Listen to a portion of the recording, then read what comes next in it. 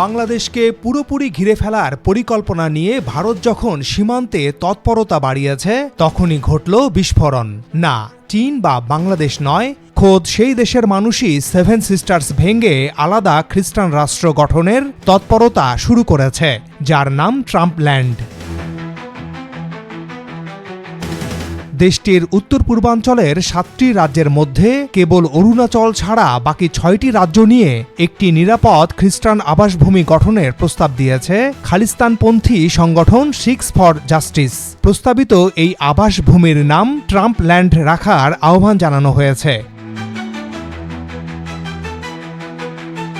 সংগঠনটি ইতোমধ্যেই একটি মানচিত্র প্রকাশ করেছে, যা নিয়ে তীব্র বিতর্ক শুরু হয়েছে। ওই মানচিত্রে দেখা যায় ভারতের অরুণাচল প্রদেশকে সরাসরি চীনের অংশ হিসেবে দেখানো হয়েছে, যা ভারত চীন সীমান্ত বিরোধের বাস্তবতায় অত্যন্ত সংবেদনশীল ও উস্কানিমূলক। তবে প্রশ্ন উঠছে, ভারতের উত্তর পূর্বাঞ্চল নিয়ে এই নতুন প্রস্তাব কি শুধুই প্রতীকী রাজনৈতিক চাপ সৃষ্টি করার কৌশল, নাকি এটি বৃহত্তম ভূ রাজনৈতিক অস্থিরতার ইঙ্গিত? বাংলাদেশ নিয়ে কোন ষড়যন্ত্রের ছক কষছে ভারত? বিস্তারিত তুলে ধরব এই প্রতিবেদনে। দক্ষিণ এশিয়ার বর্তমান ভূ রাজনৈতিক প্রেক্ষাপটে ভারত যেন এক অস্বস্তিকর চৌকাঠে দাঁড়িয়ে। একদিকে চীন, অন্যদিকে পাকিস্তান, দুই প্রতিপক্ষ রাষ্ট্র কৌশলগতভাবে সক্রিয় হয়ে উঠেছে। আর এই দ্বিমাত্রিক চাপের বলয়েই মোদী সরকারের কূটনৈতিক ও নিরাপত্তা কৌশল যেন খেই হারিয়ে ফেলছে। এই বহুমুখী চাপে পড়ে ভারতের দক্ষিণ সীমান্ত অর্থাৎ বাংলাদেশের সঙ্গে থাকা দীর্ঘ সীমান্ত রেখা হয়ে উঠছে একরকম ডাম্পিং গ্রাউন্ড, যেখানে ভারত নিজ দেশের অভ্যন্তরীণ ও বাহ্যিক কৌশলগত ব্যর্থতার প্রতিক্রিয়া হিসেবে বাংলাদেশের দিকে অহেতুক চাপ সৃষ্টি করছে। সীমান্ত দিয়ে পুশিন, জল বন্টনের অনির্ধারিত পদক্ষেপ, যৌথ সামরিক মহড়া এবং শুল্ক ও কূটনৈতিক বাধা তৈরি করে ভারত যেন বাংলাদেশের ওপর এক প্রকার রাজনৈতিক ও মনস্তাত্ত্বিক নিয়ন্ত্রণ বজায় রাখতে চাইছে। সীমান্তে ভারতের নতুন সেনা ঘাঁটি ও সামরিক স্টেশন কেন? বাংলাদেশের উত্তর সীমান্তের ওপারে পশ্চিমবঙ্গের উত্তর দিনাজপুরে ভারতীয় সেনাবাহিনীর নতুন ঘাঁটি স্থাপন যেন হঠাৎ করেই হয়ে গেল। মিনিমাল টাইম ফ্রেমে নির্মিত এই ঘাঁটির নাম চোপড়া ডিফেন্স ল্যান্ড। আরেকটি সামরিক স্টেশন তৈরি হচ্ছে আসামের ধুবড়ীতে, Lachit Borphukan military station. Eastern army commander lieutenant general R C. Tiwari নিজে উপস্থিত থেকে এই দুই স্থাপনা পরিদর্শন করেছেন। ভারত বলছে এটি সীমান্তে অপারেশনাল সক্ষমতা বাড়ানোর উদ্যোগ, বিশেষ করে পূর্বাঞ্চলে দ্রুত প্রতিক্রিয়া নিশ্চিত করতে ভূমিকা রাখবে এই স্থাপনা।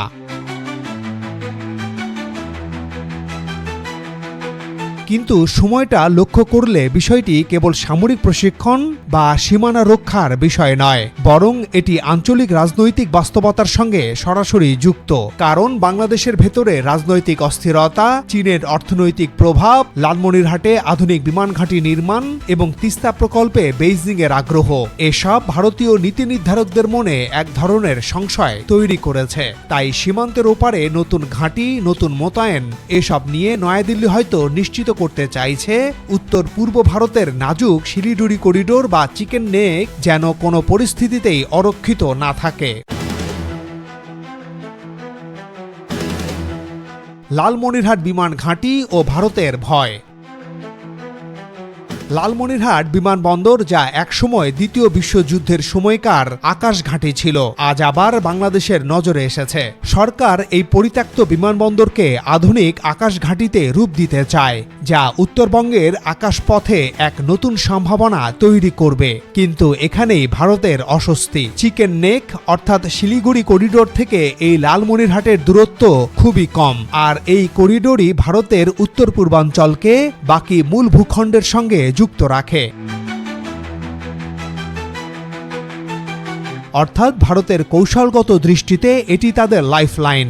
যদি বাংলাদেশের উত্তরে একটি সক্রিয় বিমান ঘাঁটি প্রতিষ্ঠিত হয়, তবে ভারতের দৃষ্টিতে তা নিরাপত্তার ভারসাম্যে নতুন এক অনিশ্চয়তা তৈরি করবে। ভারতের উদ্বেগের জায়গা হল এই ঘাঁটি যদি ভবিষ্যতে কোনো আন্তর্জাতিক সহযোগিতায় পরিচালিত হয়, যেমন প্রযুক্তি বা রক্ষণাবেক্ষণে চীনের কোনো ভূমিকা আসে, তাহলে সেটি ভারতীয় নিরাপত্তা স্থাপত্যের জন্য এক বড় চ্যালেঞ্জ হয়ে উঠবে। তাই নয়াদিল্লি এখন থেকেই চোখ রেখেছে লালমনিরহাটের প্রতিটি অগ্রগতির দিকে।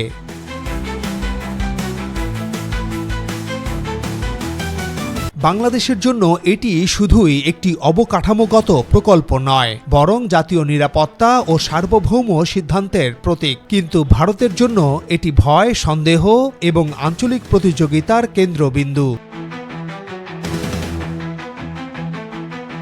চীনের সহায়তায় তিস্তা মহাপরিকল্পনা।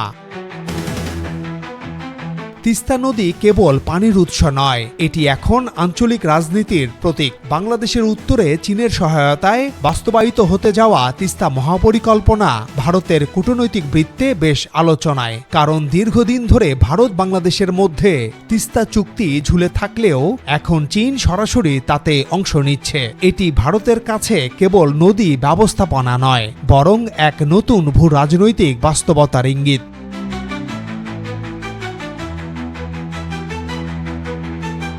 লালমনিরহাট ও রংপুর অঞ্চল যেখানে এই প্রকল্পের প্রভাব পড়বে, সেই অঞ্চলই ভারতের সবচেয়ে সংবেদনশীল অংশ, চিকেন স্নেকের খুব কাছে। ভারতের জন্য এটি চিন্তা, কারণ এই প্রকল্পের অর্থনৈতিক প্রভাব বাংলাদেশের উত্তরাঞ্চলে চীনের প্রযুক্তিগত উপস্থিতি বাড়াবে, যা দিল্লির কৌশলগত ভারসাম্য নষ্ট করতে পারে।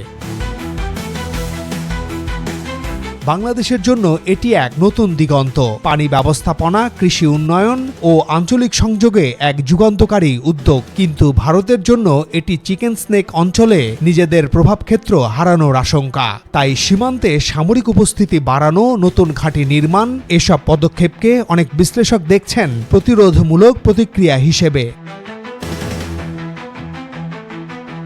বঙ্গোপসাগর ঘিরে ভারতের পরিকল্পনা। ভারতের কৌশল এখন শুধু স্থলসীমায় সীমাবদ্ধ নয়, বঙ্গোপসাগর হয়ে মিয়ানমার পর্যন্ত ভারতের উপস্থিতি বিস্তৃত হচ্ছে। কালাদান মাল্টিমোডাল ট্রান্সপোর্ট প্রজেক্ট ও সিত্তে বন্দর, এই দুটি প্রকল্পের মাধ্যমে ভারত আসলে উত্তর পূর্বাঞ্চলের জন্য এক বিকল্প সামুদ্রিক করিডোর তৈরি করছে। এই পথ কলকাতা থেকে মিজোরাম পর্যন্ত বিস্তৃত, যার মধ্যে রয়েছে মিয়ানমারের সিত্তে বন্দর।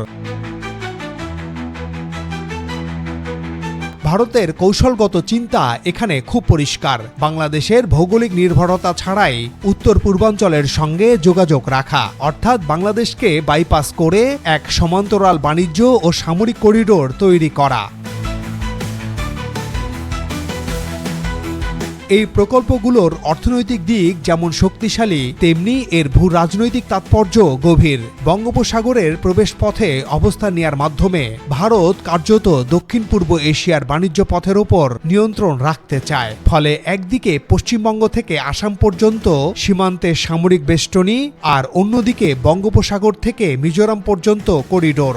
সব মিলিয়ে বাংলাদেশকে ঘিরে এক অদৃশ্য এন সার্কেল ক্রমশ দৃশ্যমান হচ্ছে। ভারতের উদ্বিগ্নের কারণ কি? ভারতের এই আগ্রাসী মনোভাবের পেছনে একটি বড় কারণ উত্তর পূর্বাঞ্চলের সেভেন সিস্টার্স রাজ্যগুলোর ক্রমশ বিচ্ছিন্নতা। এই প্রয়াসেই ভারত মিয়ানমারের আরাকান অঞ্চলের দিকে ঝুঁকছে। তারা মিয়ানমারের ভেতর দিয়ে মহাসড়ক প্রকল্প করতে যাচ্ছে। এই মহাসড়ক কলকাতা সমুদ্র বন্দরকে মিয়ানমারের রাখাইনের সিত্তে বন্দরের সঙ্গে যুক্ত করবে। এরপর সেখান থেকে মিয়ানমারের পালেতোয়া হয়ে তা ভারতের মিজোরামের জরিনপুই পর্যন্ত পৌঁছাবে। সব মিলে এটি মিজোরাম, ত্রিপুরা, মণিপুর এবং আসামের বরাক উপত্যকার সঙ্গে সংযোগ স্থাপন করবে, যা ভারতের অ্যাক্ট ইস্ট নীতির বাস্তবায়নেও সহায়ক হবে বলে মনে করছে দিল্লি। প্রকল্পটির কাজ 2030 সালের মধ্যে শেষ হওয়ার কথা রয়েছে।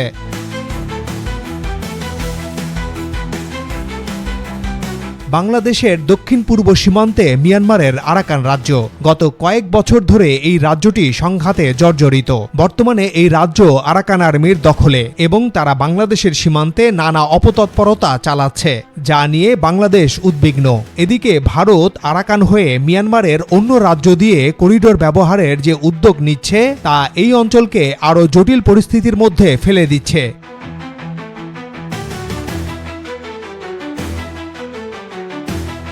চীন যেভাবে মিয়ানমারকে ব্যবহার করে বঙ্গোপসাগরে প্রবেশের চেষ্টা করছে, ভারতও একই রুটে তার আধিপত্য বিস্তারে মরিয়া। সিত্তে বন্দর তাই ভারতের জন্য শুধু একটি বাণিজ্যিক কেন্দ্র নয়, এটি হয়ে উঠেছে ভারতের উত্তর পূর্ব রাজ্যের আর এক কৌশলগত পথ।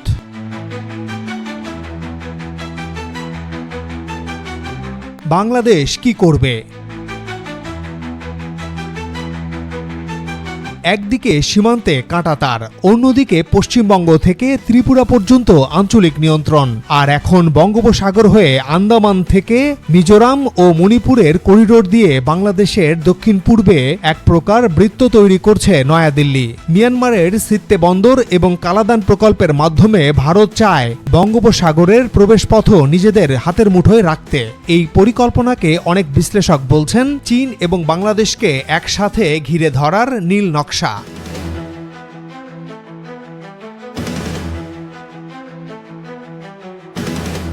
বাংলাদেশের জন্য এই সময়ে সবচেয়ে গুরুত্বপূর্ণ কৌশল হবে নিজের স্বাধীন কূটনৈতিক অবস্থান বজায় রেখে বহুপাক্ষিক সম্পর্ক ও আঞ্চলিক সহযোগিতার ভিত্তিতে ভারসাম্য রক্ষা করা। একই সাথে সীমান্ত পরিস্থিতি ও জলবণ্টন সংক্রান্ত ইস্যুগুলিকে আন্তর্জাতিক ফোরামে আরও সক্রিয়ভাবে উপস্থাপন করার সময় এসেছে।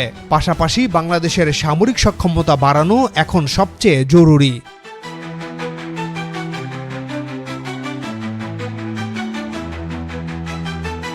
ভারত যেমন তাদের সীমান্তে বাংলাদেশের কাছে একের পর এক সামরিক ঘাঁটি তৈরি করছে, বাংলাদেশেরও উচিত নিজেদের সীমানাকে আরও সুরক্ষিত রাখতে প্রয়োজনীয় সামরিক অবকাঠামো নির্মাণ করা। অবশ্যই লালমনিরহাট বিমানবন্দর চালু ও সেখানে একটি শক্তিশালী এয়ারবেস গড়ে তোলার কাজ জরুরি ভিত্তিতে শুরু করতে হবে।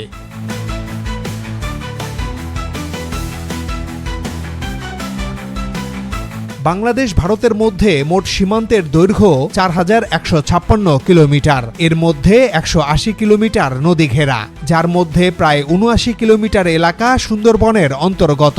বাংলাদেশের সীমান্ত সুরক্ষায় বর্ডার গার্ড বাংলাদেশ বিজিবি খুবই সক্রিয় এবং সাহসী ভূমিকা রাখছে।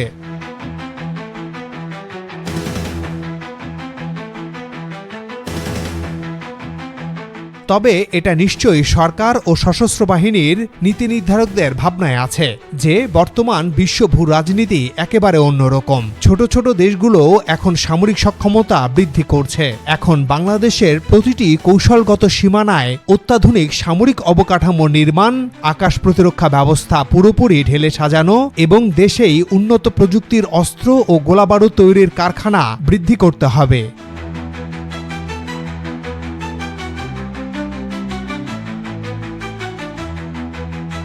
না, বাংলাদেশ যুদ্ধ চায় না। নিজেদের সার্বভৌমত্ব টিকিয়ে রাখা ও যে কোনো হুমকি মোকাবিলায় মোক্ষম জবাব দেওয়ার জন্য প্রস্তুতি অন্তত থাকতে হবে। দর্শক, লালমনিরহাট বিমান ঘাঁটি ও তিস্তা মহাপরিকল্পনা নিয়ে সরকারের দ্রুত কি করা উচিত বলে আপনারা মনে করেন? মন্তব্য করে জানান। সবাই ভালো থাকুন, সাবস্ক্রাইব করে আমাদের সাথে থাকুন।